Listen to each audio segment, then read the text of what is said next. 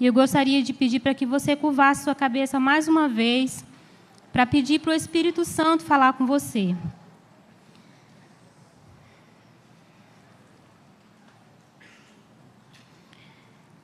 Senhor, nós nos colocamos na Tua presença, Senhor, nesse dia, nessa noite, e clamamos o Teu Espírito Santo. Pedimos que o Senhor venha com poder, com graça, Senhor, com sabedoria, com revelação da Tua palavra.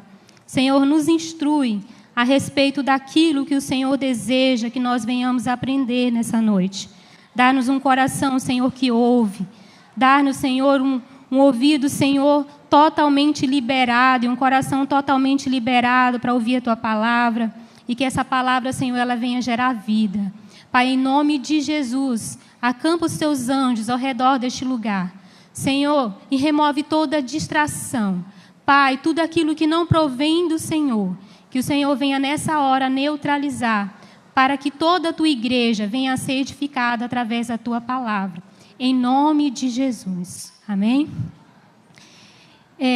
Irmãos, a palavra que Deus colocou no meu coração é uma palavra, assim, que me impactou muito, mas talvez assim nem tenha tanto a ver com tudo isso que nós vamos ver hoje, né, do casamento e tudo, mas foi o que Deus confirmou e reafirmou e confirmou de novo no meu coração para esse dia.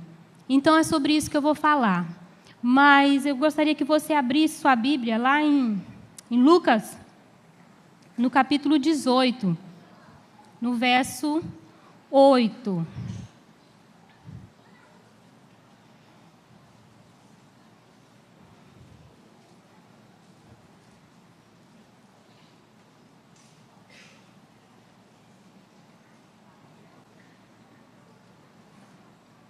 Amém? Então, a palavra de Deus diz assim: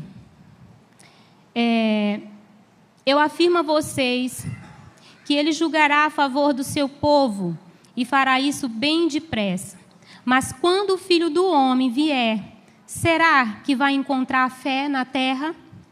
Eu gostaria que você repetisse comigo essa segunda parte do versículo. Mas quando o Filho do Homem vier, repita. Será que vai encontrar fé na terra? Agora pergunte-se para você. Será que ele vai encontrar? Então, nós vamos falar hoje a respeito de fé. E nós temos visto, assim, no cenário atual, né, do nosso país, que a crise moral ela tem sido muito grande. E ela tem afetado a política, né, a economia, a saúde, todas as áreas nós temos visto que tem sido afetada, né? Pessoas que nunca tiveram assim curiosidade de verificar, de olhar jornais, que nunca tiveram curiosidade a respeito de saber o que acontece lá no Senado, hoje tem curiosidade. E nós temos visto, né, que muitas coisas têm acontecido durante esses últimos 3 anos. E ontem fez 3 anos, que completou 3 anos de aniversário a investigação contra a corrupção e a Lava Jato, né, que foi a Operação Lava Jato. Então, ao longo desse período, a Lava Jato ela deflagrou 38 fases. E ela condenou 89 pessoas apenas, que somam pelo menos 1.362 anos de prisão. E os principais crimes são corrupção, crimes contra o sistema financeiro internacional, formação e organização criminosa, lavagem de dinheiro, entre outras coisas. E, de alguma forma, será que essa crise ela tem afetado a igreja também? Será que, de alguma forma, nós também não temos enfrentado uma crise dos nossos valores, dos nossos princípios? Diante desse cenário todo, como que a igreja tem se portado? Com fé e confiança naquele que levantou a igreja? Ou a igreja tem retrocedido? Será que a igreja tem avançado em fé? Ou será que a igreja tem se moldado ao sistema do mundo? Então, é sobre isso que Jesus vem falar aqui nesse versículo de Lucas, quando ele diz assim, olha, porque ele está falando aqui, porque essa passagem, né, Jesus ele estava discutindo no capítulo 17, a respeito da vinda repentina do reino. Então, ele estava declarando ali que a sua volta, ela seria ser repentina e sem aviso. A qualquer momento poderia acontecer. E nesse meio tempo, ele encorajou os seus discípulos a continuar orando sem nunca desanimar. Então, a fim de que a justiça de Deus ela fosse manifesta e para que o mal da presente era fosse corrigido e pudesse haver, né, o triunfo do seu povo. Então, para ilustrar essa questão, Jesus ele abordou a parábola da viúva e do juiz iníquo. E quem que é essa viúva e quem que é esse juiz? Então, esse juiz aí, ele representa tudo isso que eu acabei de falar. Ele representa esse sistema corrupto, né? Porque esse juiz ele não temia a Deus, ele não buscava justiça para o seu povo. E essa viúva, ela representa o total desamparo que nós vivemos, que o mundo inteiro vive. Então, a pergunta final de Jesus, ela aponta para um lamento que ele sente, né? Porque ele lamenta no seguinte, qual que vai ser o tipo de fé que eu vou encontrar? E se eu vier hoje? Qual vai ser o tipo de fé que eu vou encontrar no meu povo? Qual será o tipo de fé? Vai ser aquele tipo de fé que está com a confiança em mim ou está com a confiança no sistema mundo? Então, é sobre isso que nós vamos falar. Nós vamos falar sobre as características da fé do reino. Hoje eu me alegrei muito com a palavra do Tim lá na intercessão. Quem não vai na intercessão das 13 está perdendo, tá?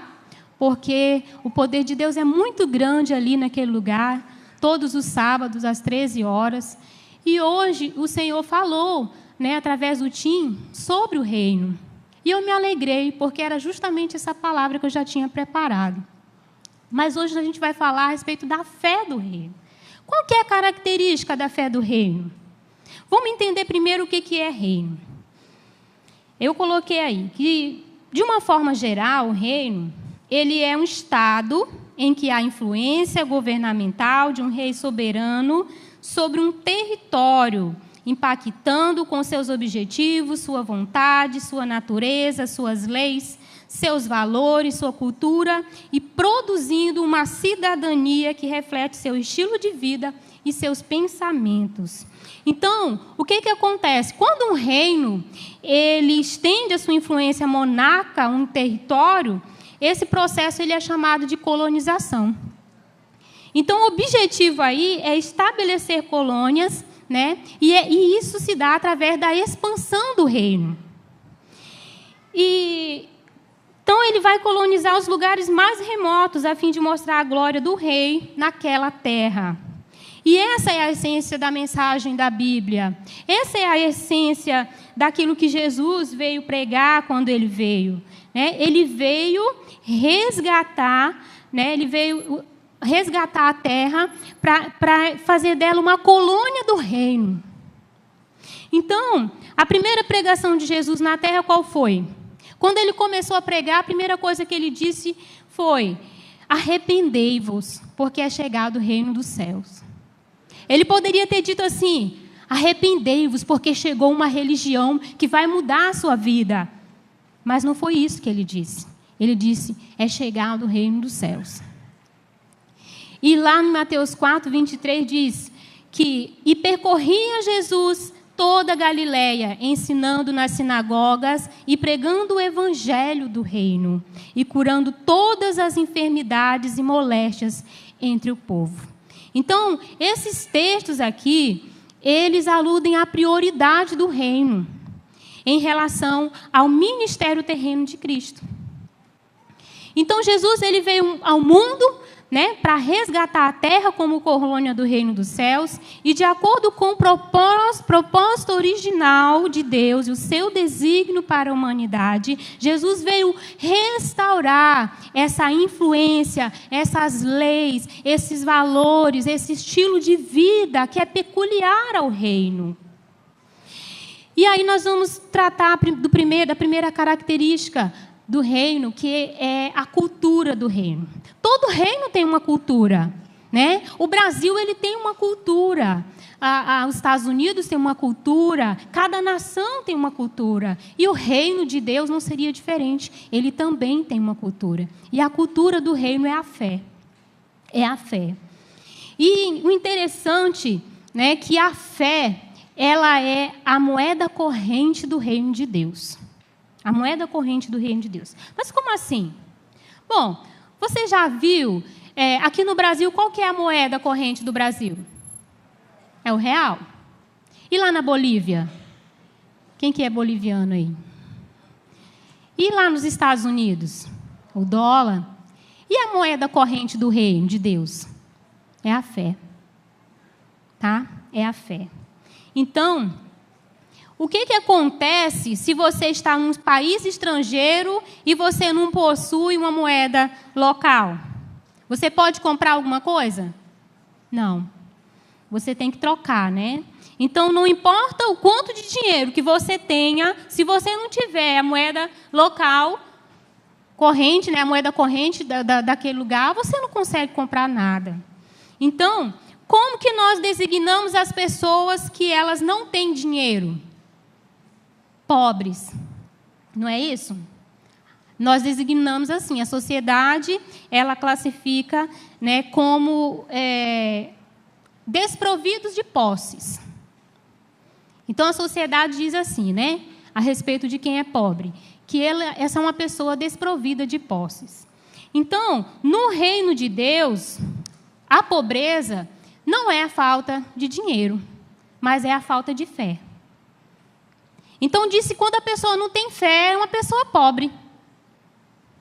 Mas quando a pessoa tem fé, essa é uma pessoa rica. E quando a pessoa ela é sábia, né, ela multiplica aquilo que ela tem. Então, nós precisamos multiplicar a nossa fé. No reino, nós recebemos tudo pela fé. Quanto foi que eu falei? Tudo. Tudo nós recebemos pela fé.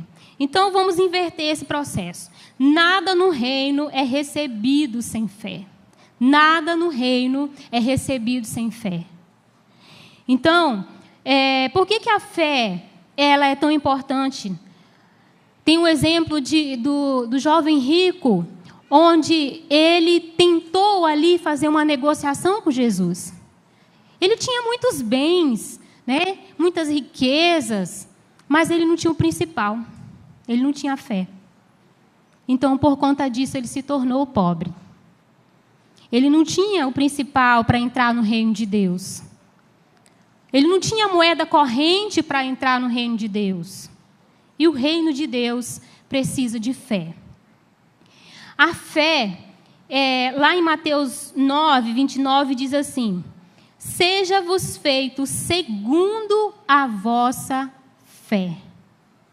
Então, a fé, ela ativa os princípios do reino. No nosso país, a Constituição que nos rege é a Constituição Federal. Mas no reino de Deus, o que rege o reino é a Bíblia. Ela é a Constituição que rege esse reino. Então, e ela fala, né, que os seus cidadãos eles devem desfrutar dos benefícios completos da sua cidadania. Então, desprovidos de fé, esses cidadãos eles não vão receber, não vão tomar posse, se apropriar, não vão poder ter nada das promessas que existem escritas lá nessa Constituição. Não tem como reivindicar o seu direito se você não tiver fé. Logo, a fé, ela permite que as expressões, ela tomem vida. E é o Espírito que vivifica isso. E sabe o que é interessante? Que a fé, ela é o estilo de vida do reino. Em outras palavras, a fé é o meio pelo qual vivemos. É o meio pelo qual nós manifestamos a cultura do reino. Como que nós podemos dizer que nós somos cristãos, que nós somos filhos de Deus, herdeiros das promessas de Deus, se nós não temos fé? Por que eu estou falando isso? Talvez você saiba, talvez a sua fé está meio fraca, está meio pobre, né? Talvez a sua conta esteja um pouco vazia de fé. E o Senhor quer colocar fé hoje na sua conta, para que você possa tomar posse das promessas que Ele tem para você. Porque é por meio da fé que você recebe. Amém? Então, a cultura da fé do reino, ela tem uma esperança segura. Nós vimos que a cultura do mundo, ela não tem essa esperança segura. Tudo é instável.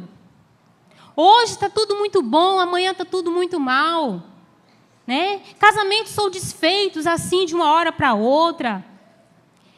Mas a esperança, né? A cultura da fé do reino, ela tem uma esperança segura.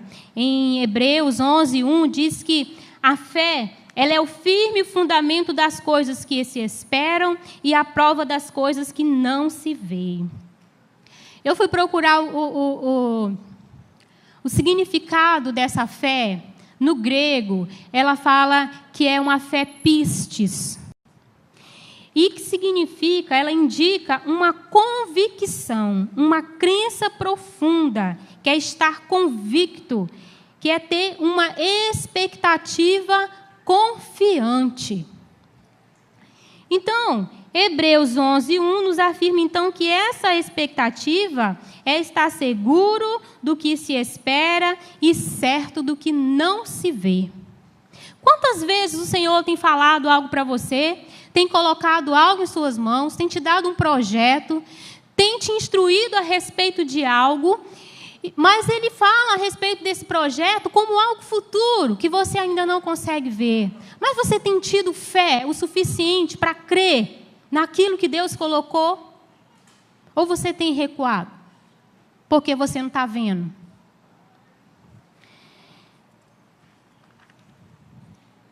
O princípio da fé é simples. Não se pode tomar posse do que não se acredita. Não se pode inspecionar o que não se espera. Não há maneira de viver no reino de Deus sem a sua moeda corrente, que é a fé. Ser bem-sucedido no reino é viver pela fé e não por sinais. Então, isso significa que essa fé, ela nos dá assim, a convicção tão grande que nós confiamos em Deus. Independente das circunstâncias, independente da situação, independente do que aconteça na minha vida, independente de qualquer coisa, eu confio. Eu confio porque eu sei quem foi que me prometeu. E eu não preciso de sinais para isso. Eu não preciso que Deus ele faça qualquer coisa para isso. Eu não preciso de ser abençoado por isso ou por aquilo. Enquanto eu estou orando, né, e a minha bênção não chega, então eu paro de confiar. Se eu preciso de sinais para crer em Deus, essa fé não é do reino. Porque a fé do reino não precisa de sinais, ela crê e é o suficiente. Ela acredita e é suficiente. Ela confia e é suficiente. Deus é suficiente. A fé do reino, ela é refinada pelos testes. Ela não teme as provações. Então vamos ler o que Pedro falou a respeito disso, lá no capítulo 4, versículo 12 ao 14.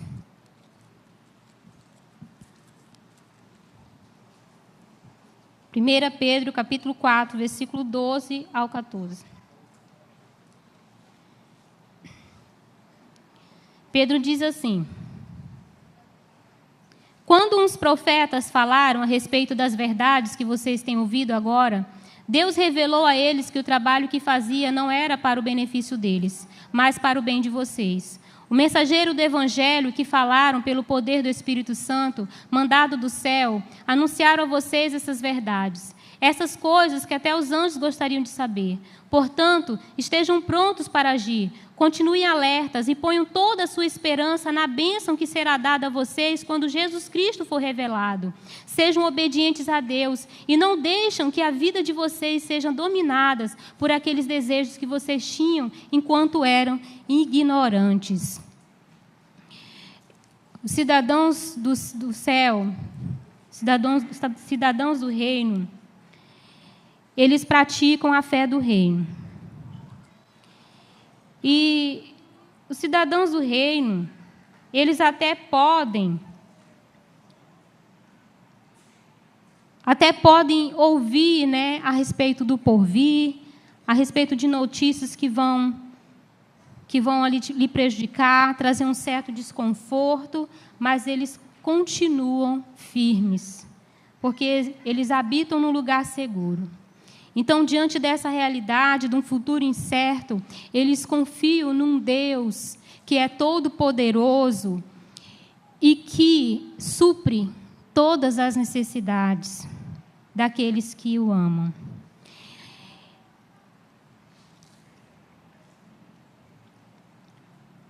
Pedro, ele exortou a nos alegrarmos e assim participarmos do sofrimento de Cristo. Por quê?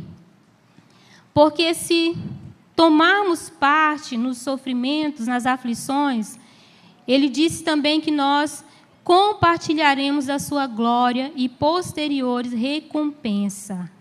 Então, como que a gente pode sentir alegria nos sofrimentos? Do ponto de vista humano é impossível, mas do ponto de vista divino, isso é possível, porque aos olhos da fé tudo é possível. Tudo é possível.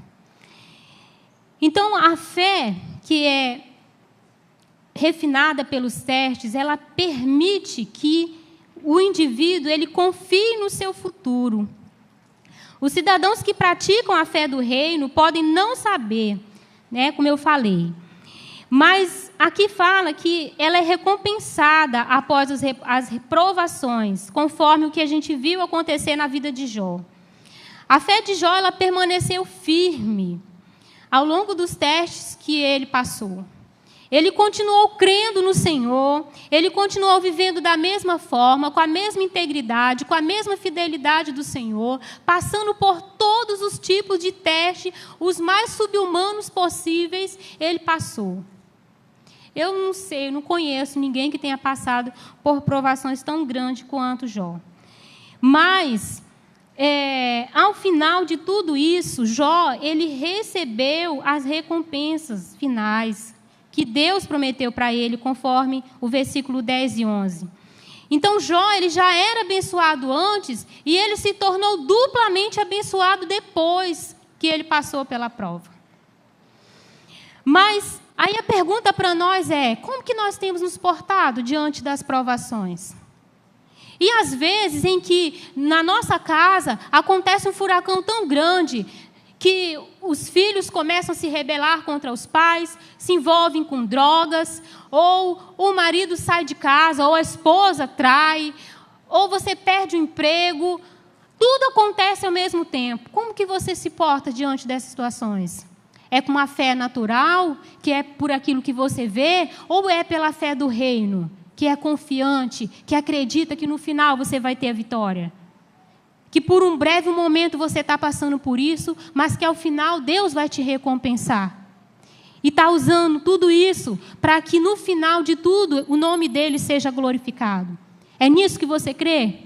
Ou você crê que é só com você que está acontecendo isso, que não é possível, Deus não te ama? Isso é mentira do diabo. Isso é mentira do diabo. A fé do reino, ela é corajosa. A fé do reino não desiste, porque ela sabe que as circunstâncias terrenas não representam a realidade por completo. Só por isso.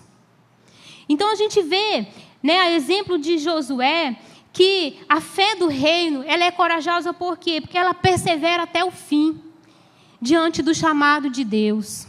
Por exemplo, um dia você confessou Jesus como teu Senhor e teu Salvador. Um dia você aceitou o chamado para você trabalhar na obra de Deus. Um dia você disse sim para o chamado de Deus. Mas será que você tem feito como Josué?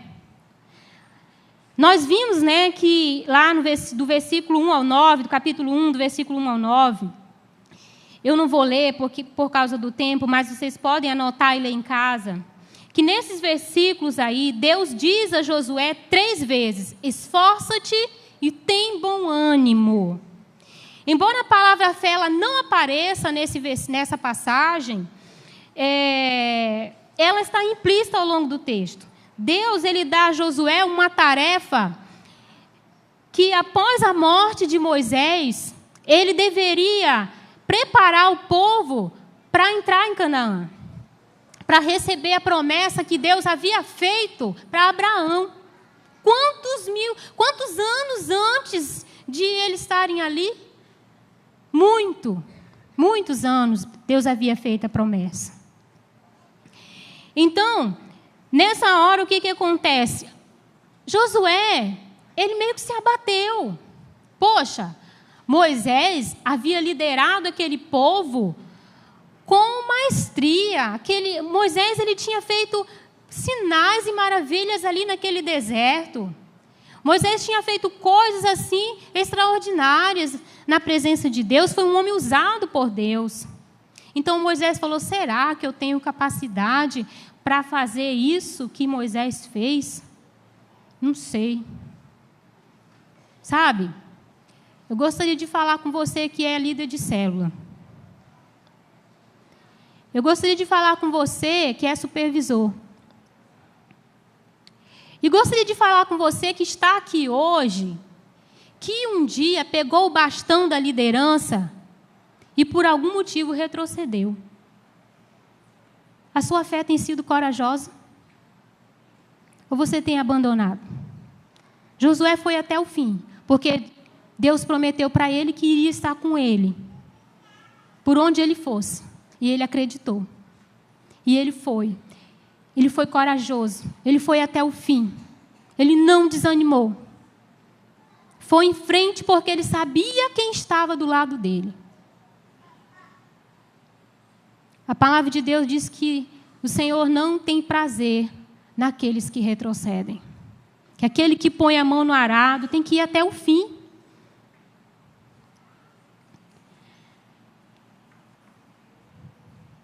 É preciso esforço para realizar o que Deus pede. A fé e a coragem andam juntas e o bom ânimo é imprescindível à fé. E a pergunta para nós é, qual foi a tarefa que você recebeu de Deus e não cumpriu porque lhe faltou fé e coragem? Como eu disse, assim como foi dada uma ordem a Josué de preparar o povo para a conquista de Canaã, também foi nos dada uma ordem. Essa ordem foi dada a todo discípulo de Jesus. Está escrito lá em Mateus 28, 19 e 20.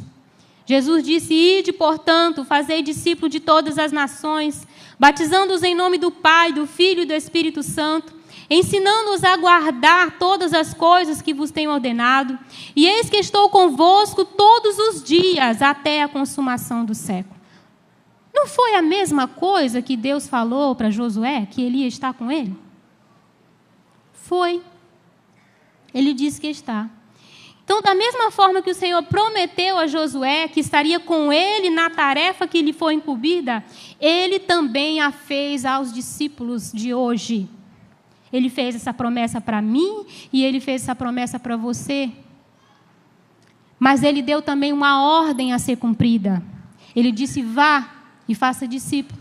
Aonde? Em todos os lugares, aonde você estiver, lá no seu trabalho, na sua casa, onde você estiver, faça discípulo. Faça com que as pessoas sejam meus seguidores. Essa é a tarefa. Mas será que nós temos cumprido essa tarefa corajosamente? O tópico 4 diz que a fé do reino sobrevive a tudo. É por essa razão que os cidadãos do reino são mais conhecidos pelas provações que testam a sua fé do que pelas bênçãos que recebem. O interessante é que lá em Hebreus 11, falam a respeito, tem uma lista completa dos santos que foram louvados por causa da sua fé. Mas o mais interessante ainda é que nenhum deles receberam louvor por causa da sua riqueza, por causa da sua educação, por causa dos seus talentos, por causa das bênçãos que receberam, mas eles foram louvados por causa da fé. Mas não é qualquer fé, é a fé do reino. A fé do reino que produz vida. A fé do reino que produz abundância. A fé do reino que faz mudar o teu cativeiro. Então, lá em Hebreus 11, 6, nos esclarece que sem fé é impossível agradar a Deus. Porque quem vai a Ele precisa crer que Ele existe e que recompensa os que procuram conhecê-lo melhor. Se eu conheço todos os artigos da Constituição que regem o meu reino, eu vou saber me defender diante dos ataques do maligno. Nós temos um desafio aqui chamado 4x4. E esse desafio é para te desafiar, e a mim também, a nós conhecermos mais essa Constituição. Porque é só assim que você vai ser um bom cristão. Só assim você vai saber as promessas que Deus tem para você. Quando o diabo vier falar para você que você não presta, que você não vale nada, que não adianta você prosseguir, você vai saber como se defender por meio da palavra. Porque a palavra diz que Deus te ama, que Deus deu o único filho dele para morrer no seu lugar. Então, será que você não tem valor? Muito, muito valor. O preço que foi pago pela sua vida foi um preço de sangue. E esse não tem preço nenhum que pague. Então, por que manter a fé no reino?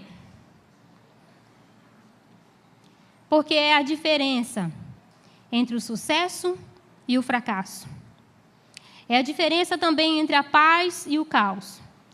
É a diferença entre a confiança e o medo. Entre a coragem e a covardia. Entre a vida e a morte. Nós também devemos manter a fé, porque ela é a moeda corrente do reino de Deus.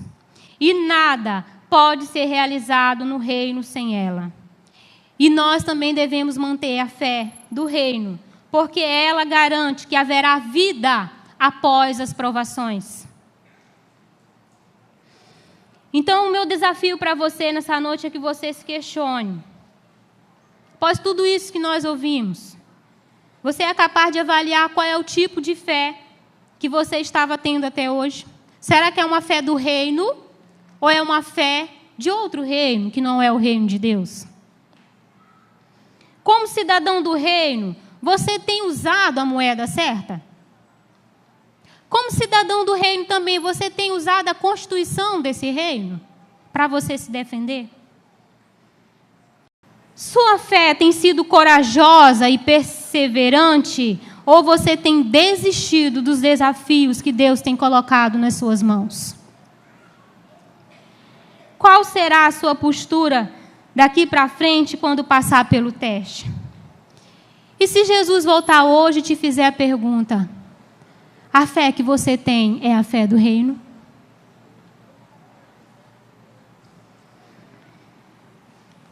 Como conclusão, em Jesus, nós encontramos um modelo de fé, o qual Ele espera achar nos cidadãos do reino quando Ele vier em poder e grande glória.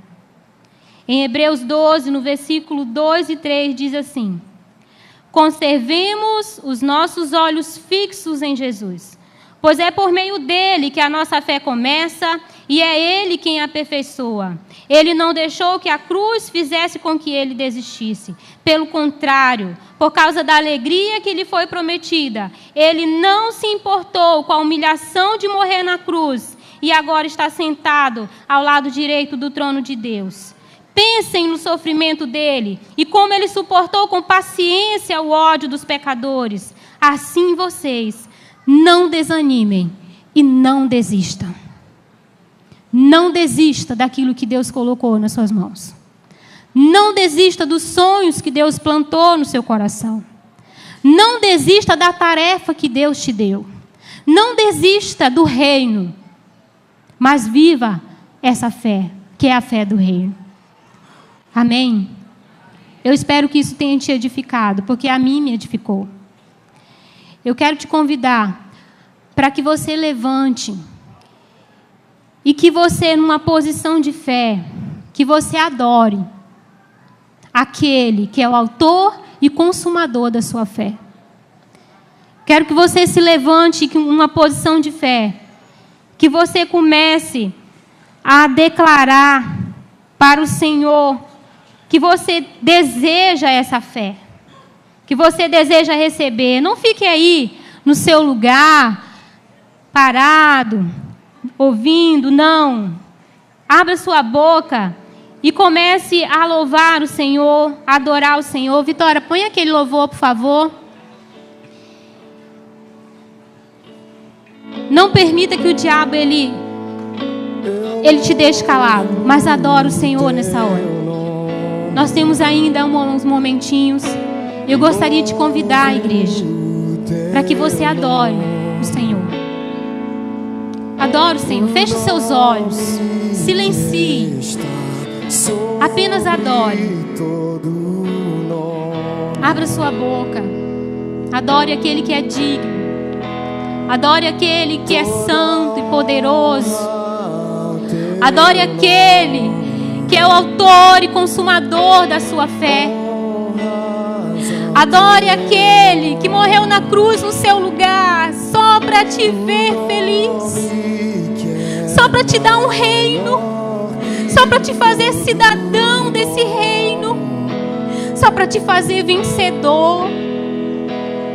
Adore, adore esse rei, se curve a ele, se renda a ele. Diga a ele quanto você o ama. Arrependa-se, porque é chegado o reino de Deus. Arrependa-se da sua fé que não era a fé do reino. Arrependa-se de ter duvidado. Arrependa-se do medo. Arrependa-se da confusão que você permitiu que o diabo colocasse na sua mente. Arrependa-se por você não ter confiado nas promessas do Senhor. Arrependa-se de você não ter dado ouvido quando Ele disse: filho, filho, filha, eu estou contigo. Eu vou contigo até o final. Eu vou contigo até o final. Não desista. Vá em frente. Seja corajoso. Tenha bom ânimo. Porque eu venci o mundo e você também vai vencer. Adore. Adore esse rei que é digno, que é santo, que é poderoso. Aleluia, Senhor Jesus. Toda a honra seja dada a Ti, Senhor. O Senhor está às portas. Qual é a fé que Ele vai encontrar em você? É uma fé morta. Adore o Senhor, que é digno. Aleluia. Santo, santo, santo, santo é Teu nome, Jesus. Oh, aleluia. Aleluia, Jesus. Tu és exaltado, Tu és bendito. Teu nome é vida, Senhor. Derrama, Senhor Jesus, uma unção de graça, uma unção de fé, Senhor, neste lugar. Senhor, eu profetizo sobre a vida de cada um aqui, Senhor, essa fé. Que seja gerado nesta hora, Senhor, essa fé. Essa fé, Senhor, que só o Senhor pode dar. Porque o mundo não pode dar, só o Senhor. Só o Senhor. Pai, gera essa fé, Senhor, no coração de cada um dos meus irmãos. que ninguém aqui retroceda, mas que todos, Senhor, sejam encontrados naquele dia, quando o Senhor voltar para nos buscar. Senhor, que cada um de nós, Senhor, seja perseverante, que não retroceda, Senhor, no seu chamado. Não permita, Senhor, mas nos faça avançar, Senhor, na fé, Senhor, na abundância da nossa fé, Senhor. Uma fé, Senhor, que é focada em Ti. Senhor, que nossos olhos estejam focados no Senhor. Nós te pedimos, aleluia. Muito obrigada, Jesus. Obrigada. Obrigada, Jesus. Aleluia.